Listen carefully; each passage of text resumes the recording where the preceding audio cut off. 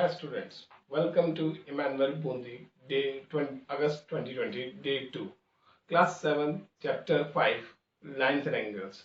कल हमने सिर्फ लाइंस और एंगल्स के बारे में जानकारी हासिल करी थी। आज मैं आपको बताने जा रहा हूँ पेयर ऑफ एंगल्स के बारे में।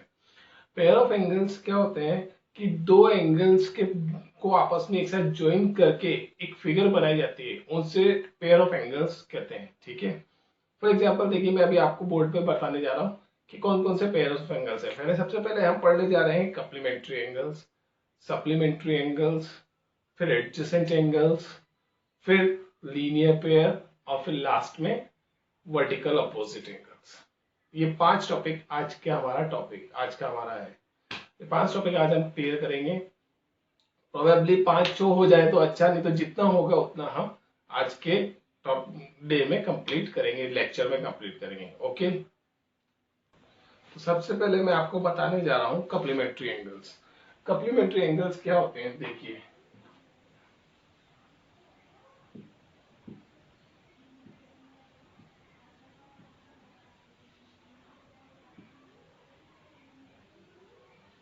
कॉम्प्लीमेंट्री एंगल्स, इनमें दो एंगल्स का कॉम्बिनेशन होता है, लेकिन जरूरी नहीं दोनों जुड़े हुए ही हों, दो अलग अलग भी हो सकते हैं। ठीक है, तो उनमें रिलेशन क्या है? उनका रिलेशन है कि अगर दो एंगल्स का सम 90 है तो वो दोनों एंगल्स को हम क्या कहेंगे? कॉम्प्लीमेंट्री एंगल्स कहेंगे, मिलाकर कहेंगे complementary angles.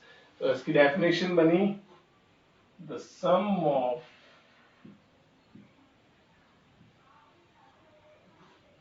To angles is 90 degree. दो एंगल्स का सम कितना है? 90 डिग्री। ज्यादा बड़ी डेफिनेशन नहीं दूंगा मैं, छोटी सी बस। The sum of two angles is 90 is called complementary angles.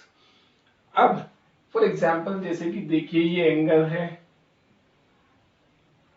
70 degree और ये एंगल है 20 डिग्री।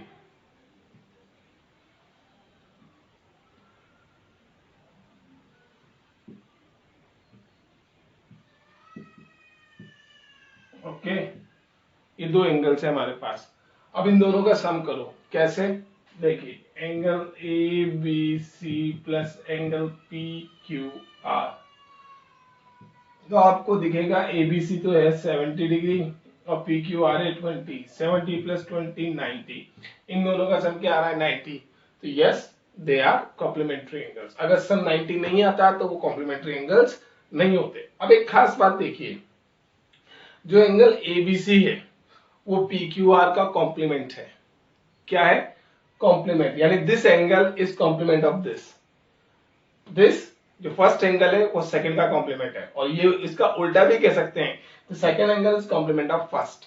तो एक क्वेश्चन में ऐसा आ सकता है कि the complement of an angle is 20, find its other angle. एक एंगल का कॉम्प्लीमेंट कितना है? 20, तो उसका दूसरा एंगल फाइंड करो। तो आप कैसे फाइंड करेंगे? 90 में से माइनस करके, क्योंकि कॉम्प्लीमेंट बोल दिया ना। कॉम्प्लीमेंट का मतलब उन दोनों एंगल्स का सम 90 डिग्री होगा। ठीक है, हियर ये भी लिखना है इसके साथ साथ,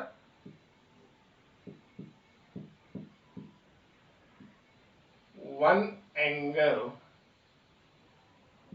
is known as complement of other। यहां एक एंगल को दूसरे एंगल का कॉम्प्लीमेंट कहेंगे। आई बात समझ में?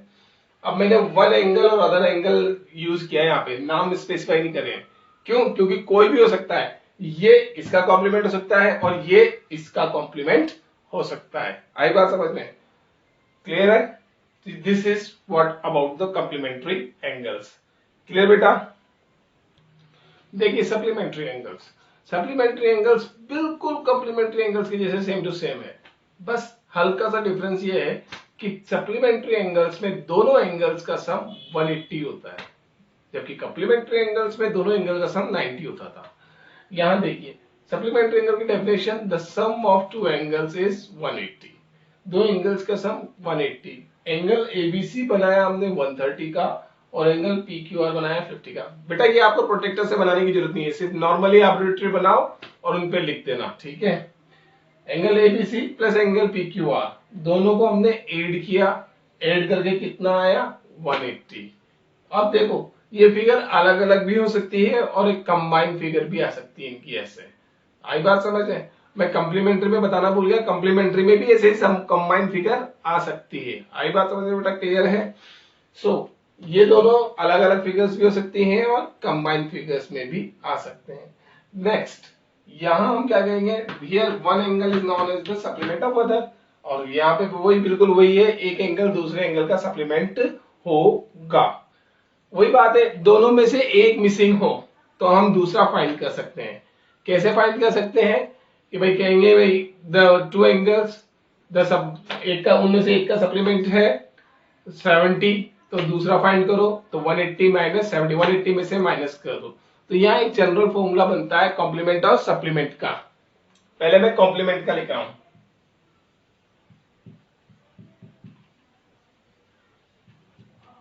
90 माइनस गिवन एंगल, और सप्लीमेंट का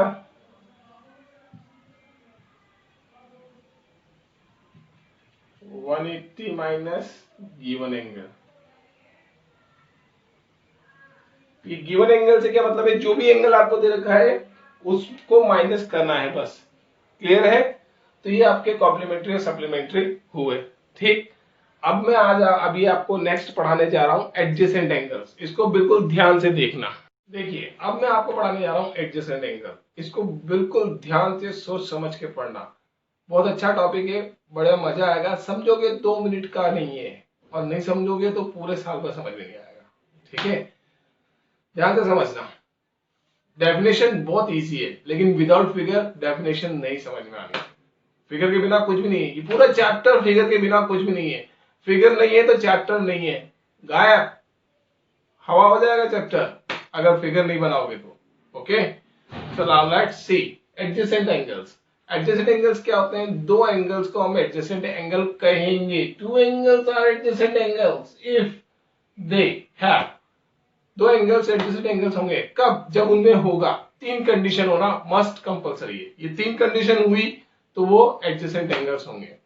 पहली कंडीशन कॉमन वर्टेक्स, माने वो दोनों एंगल्स एक ही पॉइंट से शुरू होंगे। दूसरी कॉमन आर्म, आर्म को हम साइड भी बोलते हैं, यानी उन दोनों एंगल्स में एक लाइन कॉमन होना चाहिए। इसका मतलब दो एंगल्स है तो चार साइड होनी चाहिए, यस, लेकिन चार नहीं, जब एक लाइन कॉमन हो जाएगी तो उनमें कितनी साइड्स बचेंगी, तीन साइड्स होंगी। आई बात समझ में, क्लियर है। Now third condition, third condition कहता है कि जो कॉमन साइड है उसके दोनों तरफ साइड्स होनी चाहिए, यानी आर्म या sides on either side, either side यानी दोनों तरफ। ये इसको साइड में समझ लेना एंगल की, either side in English word है, इसको बोलेंगे दोनों तरफ, either side of common arm. Common arm के दोनों तरफ हमारे पास क्या होनी चाहिए, आर्म होनी चाहिए या साइड होनी चाहिए। अब इसको वेरीफाई कैसे करते हैं, मैंने एक फिगर बनाई है यहाँ, देखिए A B C B D, ठीक है।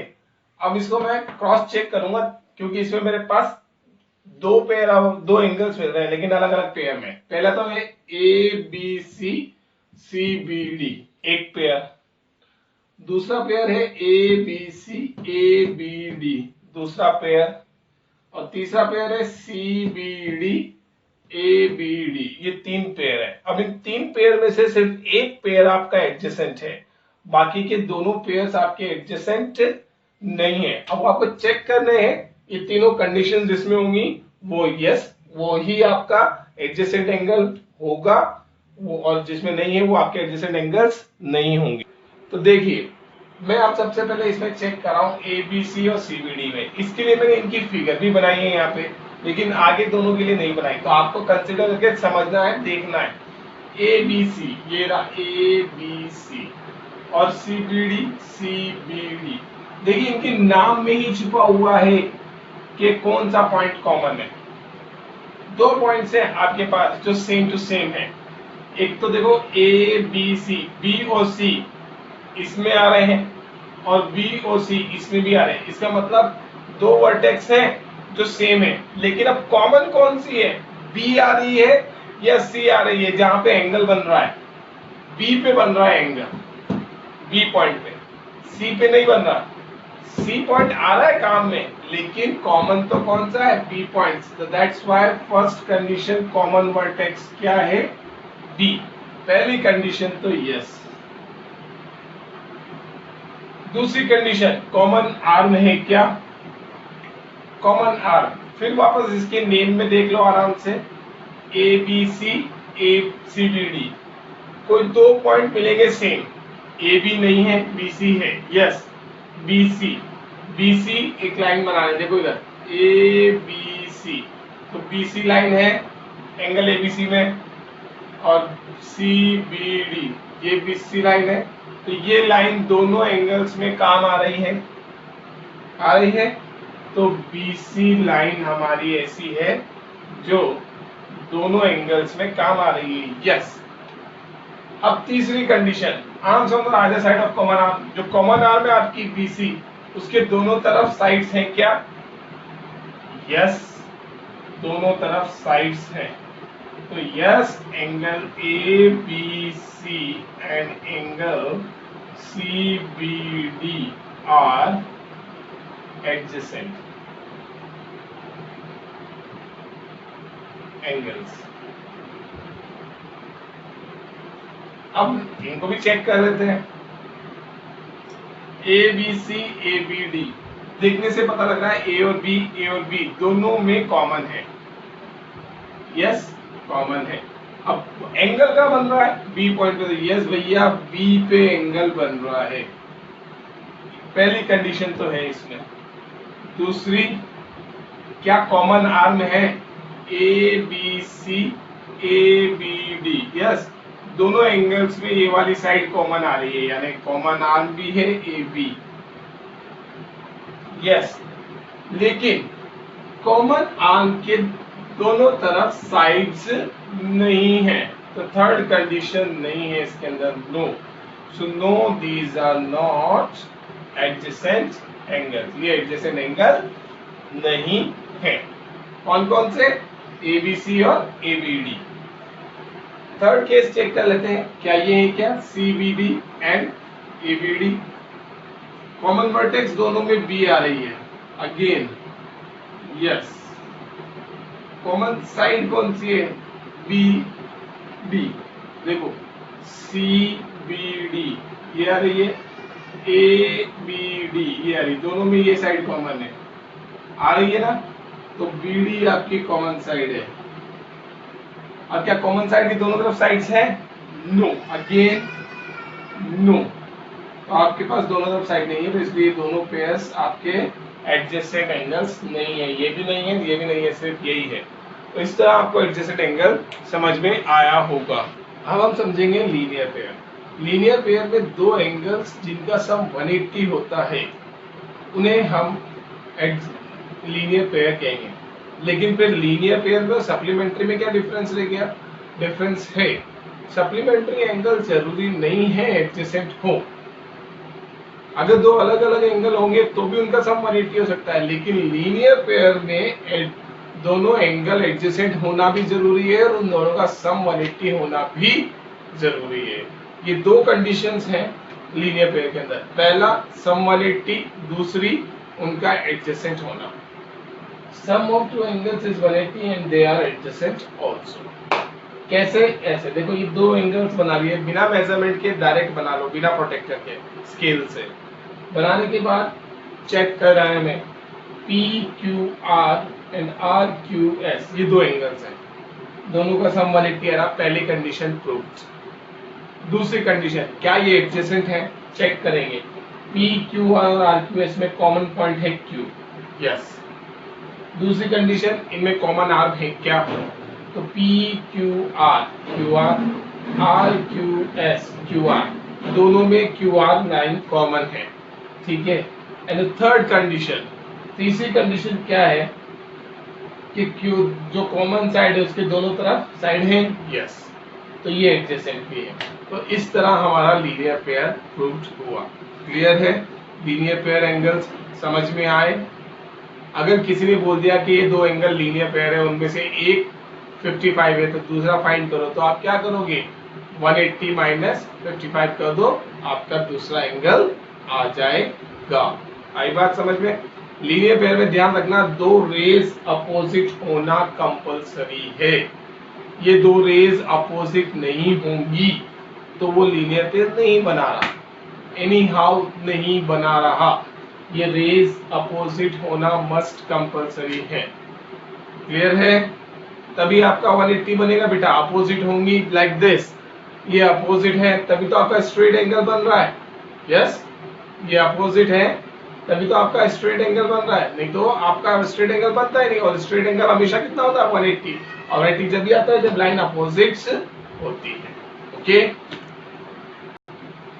आज की क्लास में बेटा हम इतने पढ़ेंगे। जो वर्टिकल अपोजिट एंगल हमारा रह गया है वो हम कल यानी डे 3 में इसको कंप्लीट करेंगे। Okay okay students, good bye.